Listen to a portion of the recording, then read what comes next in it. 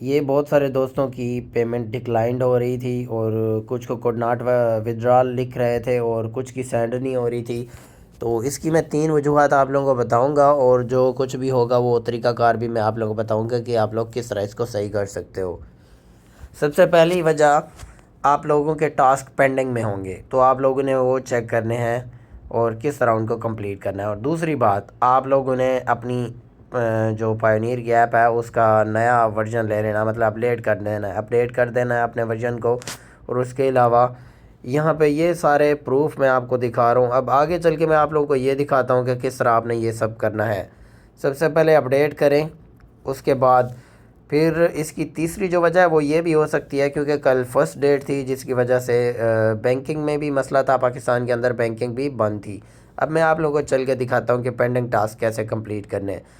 यहाँ पे चेक करें, कोने के अंदर एक आप लोगों को निशान बना हुआ नज़र आ रहा है जिसके ऊपर 1 लिखा हुआ है। इसके ऊपर आप लोगों ने क्लिक करना है। यहाँ पे अगर कोई भी आपका पेंडिंग टास्क होता है वो आपको शो होता है। नीचे देखें पेंडिंग टास्क, ये लाजमी होते हैं, इसके ऊपर क्लिक करें, जो भी इंफॉर्मेशन मांगे वो सबमिट करें, ये कंप्लीट होगा।